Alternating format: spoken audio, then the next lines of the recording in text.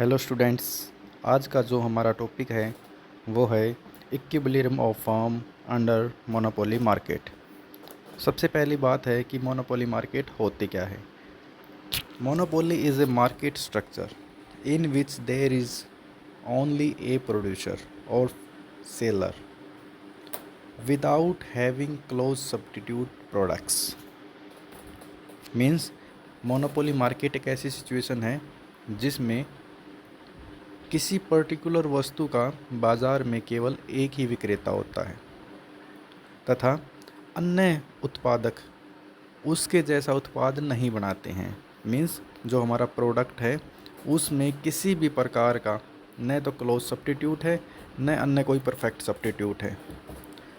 Second point क्या है, there is barrier to entry of a new firms.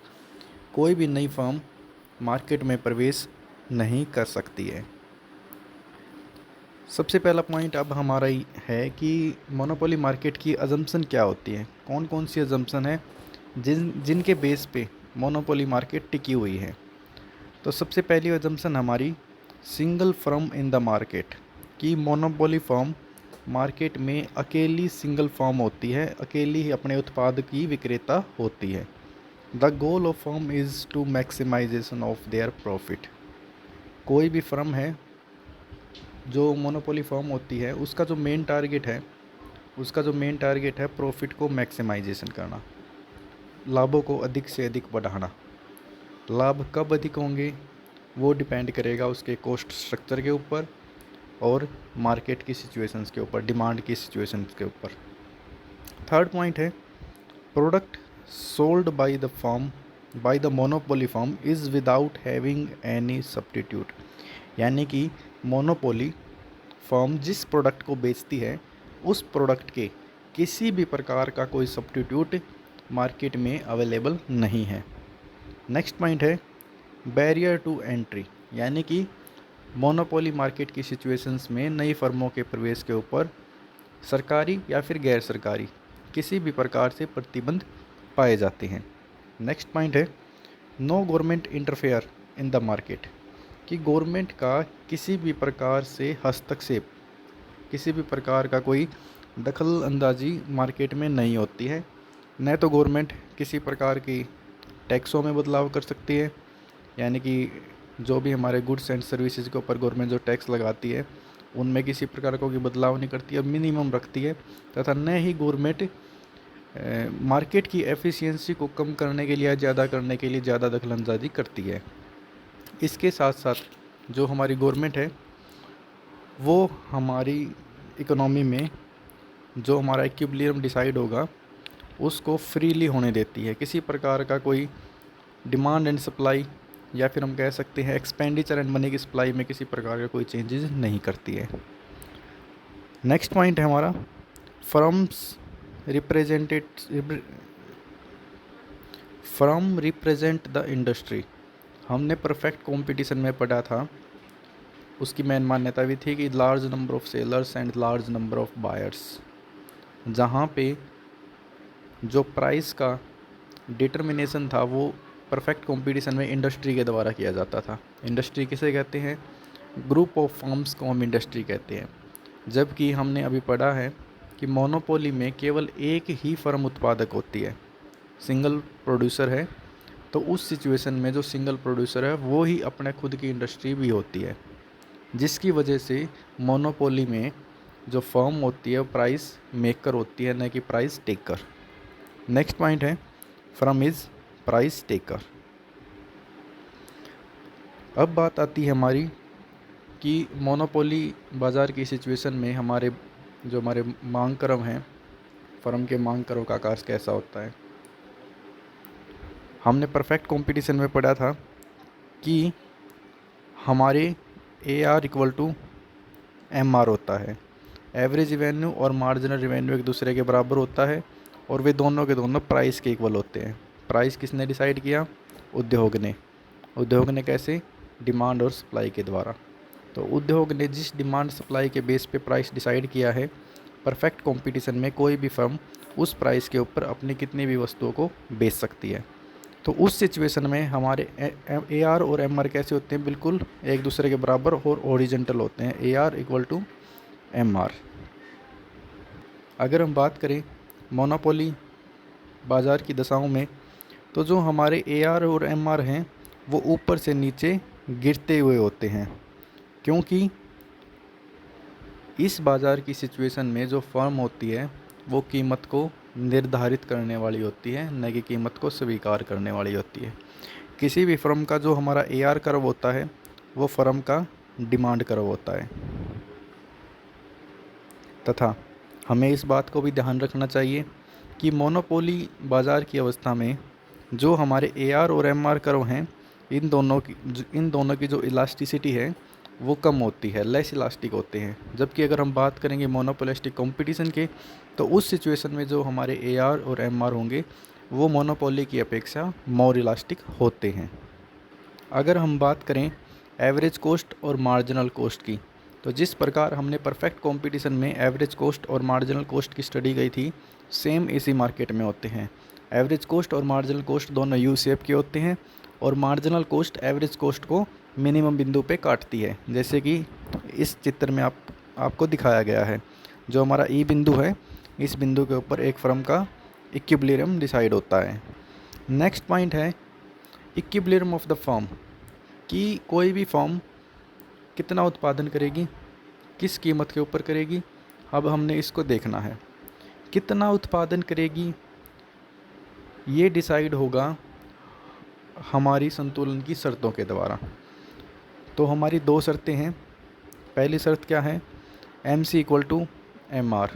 Second हमारी है कि जिस पॉइंट पे हमारा मार्जिनल कॉस्ट मार्जिनल रिवेन्यू को काटे, उस पॉइंट के ऊपर जो हमारा मार्जिनल कॉस्ट है उसका स्लोप ज़्यादा होना चाहिए मार्जिनल रिवेन्यू के स्लोप से।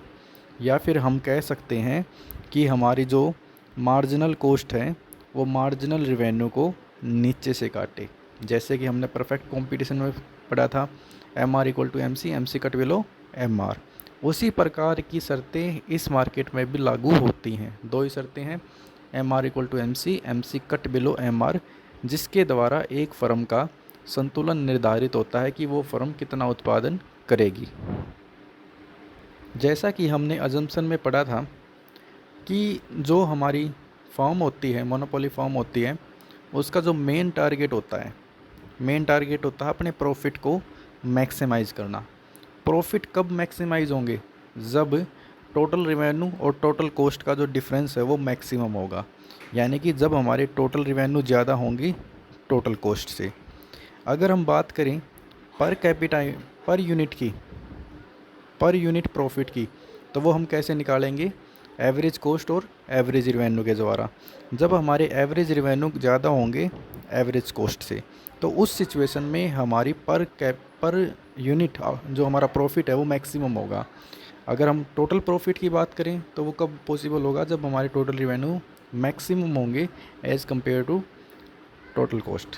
पर यूनिट की बात करें तो हमारे एवरेज रिवेन्यू ज़्यादा होने चाहिए एवरेज कॉस्ट से।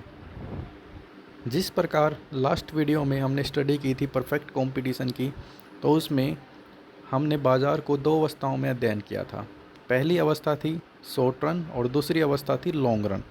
शॉर्ट रन में हमने मार्केट के सामने तीन सिचुएशन हमने देखी थी कि एक फर्म के सामने तीन सिचुएशन हो सकती हैं, super normal profit, normal profit और मिनिमम लॉस। जबकि लॉन्ग रन में क्या था, परफेक्ट कंपटीशन में इनएफिशिएंट फर्में मार्केट को छोड़ के चली जाती हैं, एफिशिएंट फर्में मार्केट में आ जाती हैं, जिसकी वजह से लॉन्ग रन में केवल और केवल हमने नॉर्मल प्रॉफिट प्राप्त होता है। जबकि मोनोपोली में क्या है, मोनोपोली में केवल अकेला ही उत्पादक है। अगर हम बात करें शॉर्ट रन की, तो शॉर्ट रन में वही तीन सिचुएशन इस फर्म के सामने हो सकती हैं। पहली सिचुएशन क्या है, फर्म में earn normal profit, second super normal profit, third minimum loss. तो तीनों सिचुएशन हो सकती हैं अल्पकाल में। अगर हम बात करेंगे दीर्घकाल की, तो लॉन्ग रन में क्योंकि यह फर्म अपने उत्पाद की अकेली उत्पादक है, जिसकी वजह से लॉन्ग रन में इस फर्म को केवल और केवल सुपर नॉर्मल प्रॉफिट प्राप्त होंगे।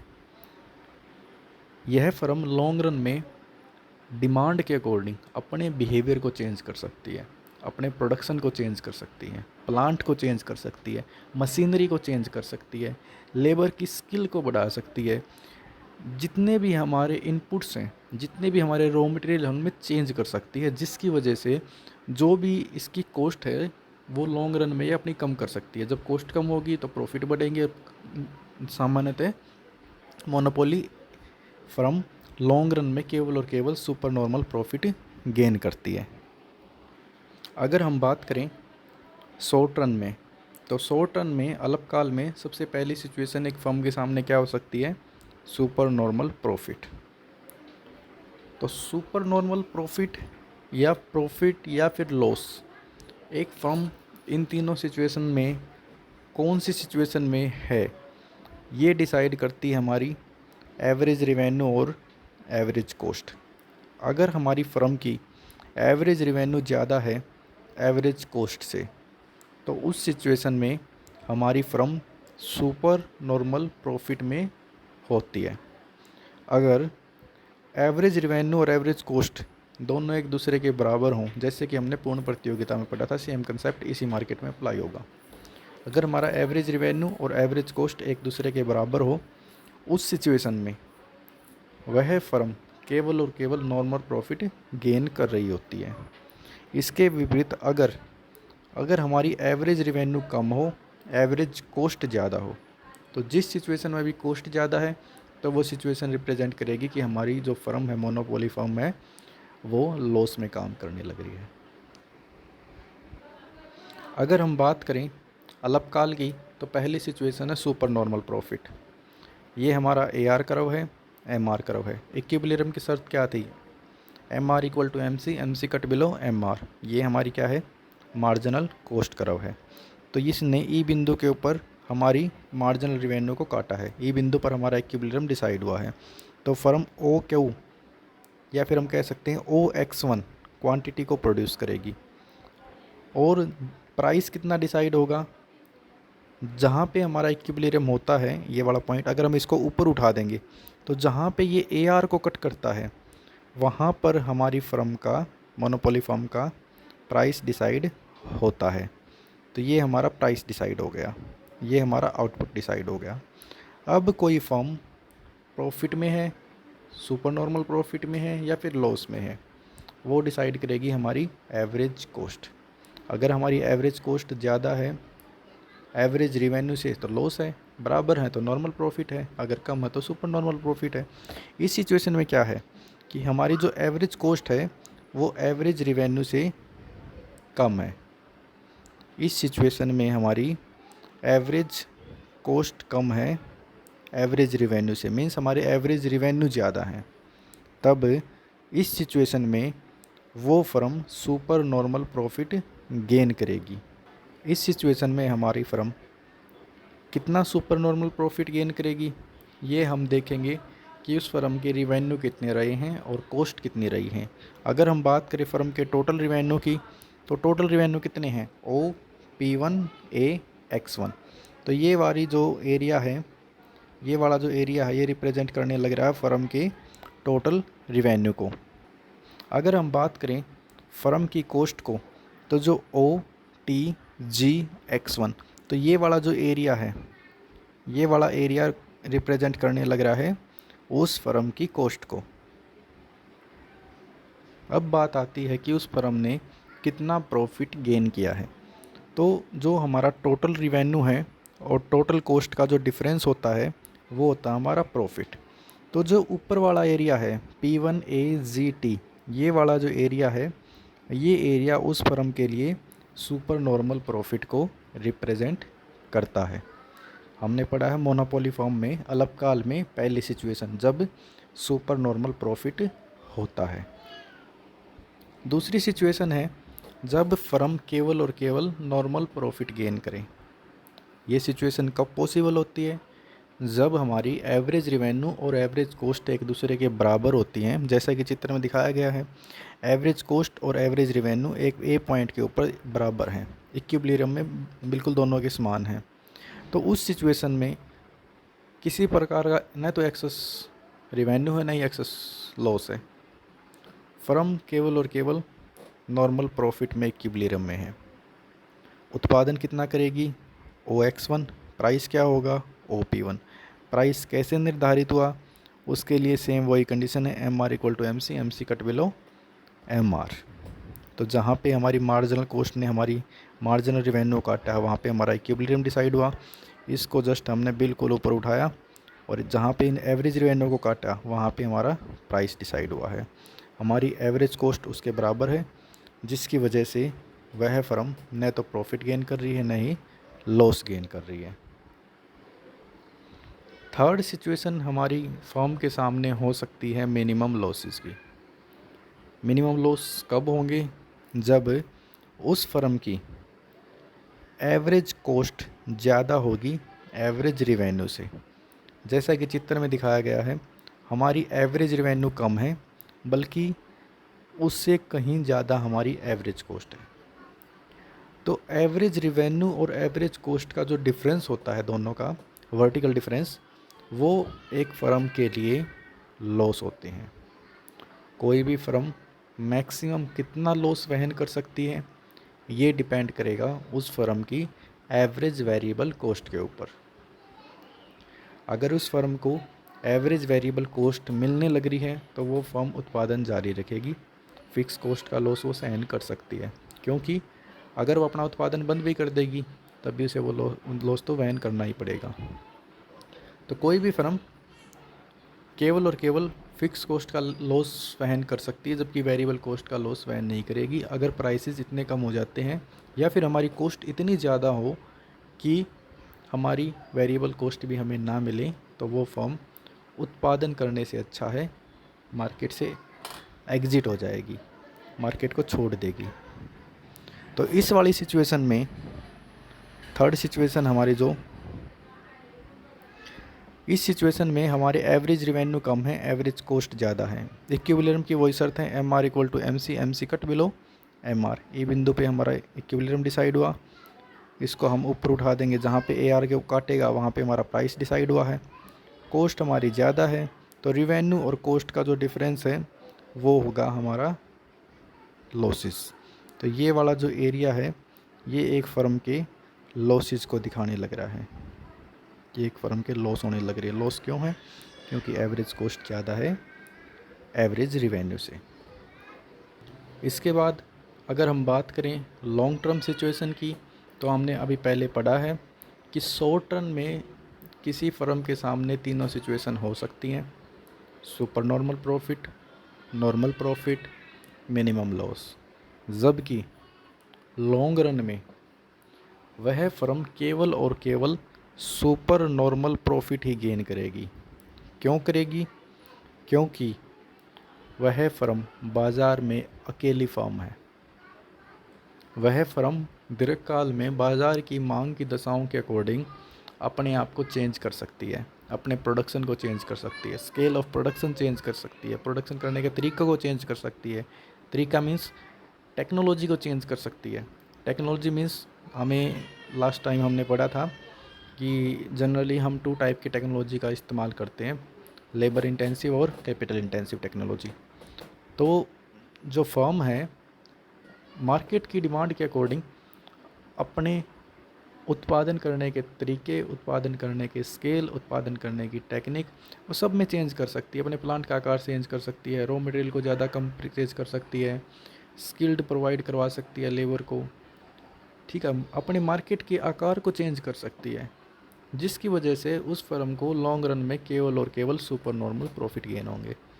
मार्केट की इक्विलिब्रियम की शर्त क्या होगी? पहले वाली ही हैं 2 शर्तें, MR equal to MC, MC cut below MR।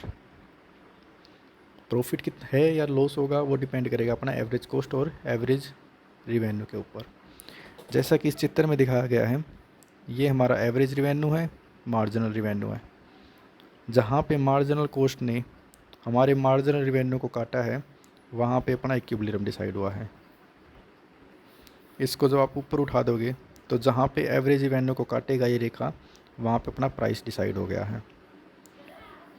Average revenue और एवरेज कॉस्ट का डिफरेंस, एवरेज कॉस्ट अपनी ये वाली, तो इन दोनों का डिफरेंस जो ये वाला एरिया है, ये वाला जो एरिया है ये किसको रिप्रेजेंट कर रहा है, एक कंपनी के, उस फर्म के सुपर नॉर्मल प्रॉफिट्स को, कि मोनोपोली मार्केट की सिचुएशन में लॉन्ग रन में वह फर्म केवल और केवल सुपर नॉर्मल प्रॉफिट ही गेन करती है।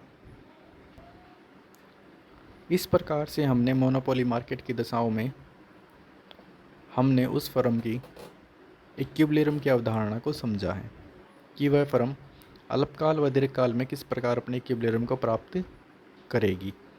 अगर हम बात करें कंक्लूजन की, तो मोनोपोली मार्केट स्ट्रक्चर है जो हमारा, जिस प्रकार हमारी परफेक्ट कंपटीशन एक एक्सट्रीम सिचुएशन थी, आइडियल सिचुएशन थी, उसी प्रकार मोनोपोली मार्केट भी हमारी एक एक्सट्रीम सिचुएशन है, जो कि रियल लाइफ में बहुत ही कम चांस होते हैं पॉसिबल होने के।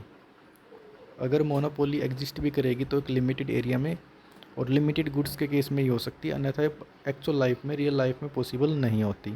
परंतु एक बात हमें ध्यान रखनी है कि जो मोनोपोली होती है वो मार्केट स्ट्रक्चर के लिए एक बेंचमार्क प्रस्तुत करती है। जिस प्रकार हमारी परफेक्ट कंपटीशन एक आइडियल सिचुएशन होती है, उसी प्रकार मोनोपोली भी हमारे लिए ज़रूरी है, ताकि हम आने वाली जो हमारी नेक्स्ट मार्केट स्ट्रक्चर्स हैं उनकी हम अच्छे से स्टडी कर सकें, क्योंकि दोनों एक्सट्रीम सिचुएशन है, एक लेफ़्ट साइड एक राइट साइड है, दोनों एक्सट्रीम है।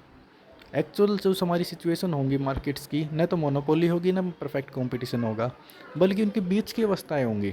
चाहे हम बात करें मोनोपोलिस्टिक कंपटीशन की, चाहे हम बात करें ओलिगोपोली मार्केट स्ट्रक्चर की, चाहे हम बात करें डुओपोली की, या हम बात करें ट्रिपोपोली की, तो डिफरेंट जितने भी हमारी मार्केट स्ट्रक्चर होंगे वो दोनों के बीच की सिचुएशन होती हैं, जिनको हम आने वाली वीडियो में स्टडी करेंगे।